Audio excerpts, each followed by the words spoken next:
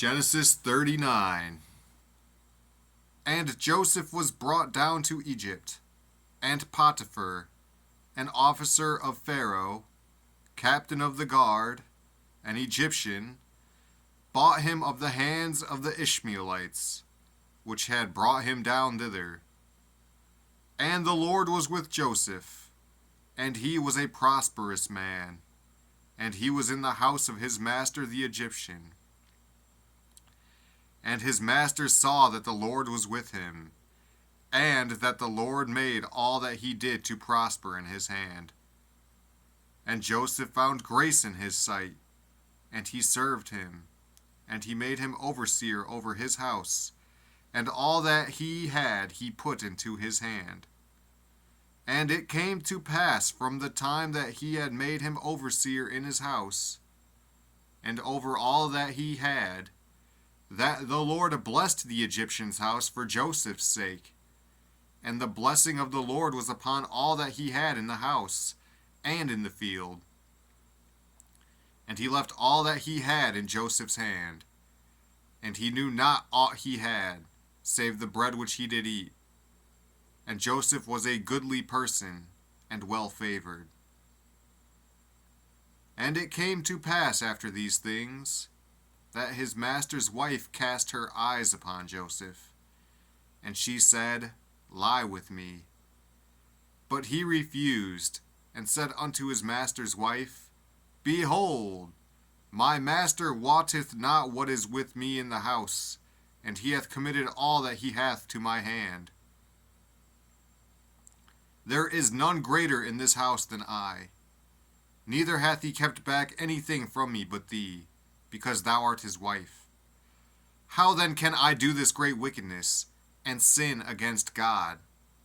And it came to pass, as she spake to Joseph day by day, that he hearkened not unto her, to lie by her, or to be with her. And it came to pass about this time, that Joseph went into the house to do his business, and there was none of the men of the house there within. And she caught him by his garment, saying, Lie with me. And he left his garment in her hand, and fled, and got him out.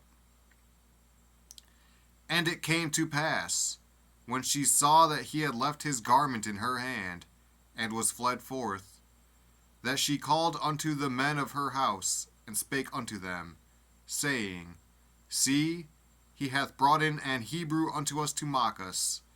He came in unto me to lie with me, and I cried with a loud voice.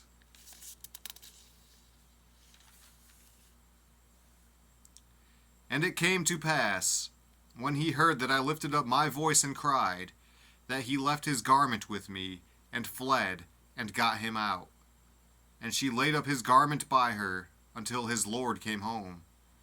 And she spake unto him according to these words, saying, The Hebrew servant, which thou hast brought unto us, came in unto me to mock me.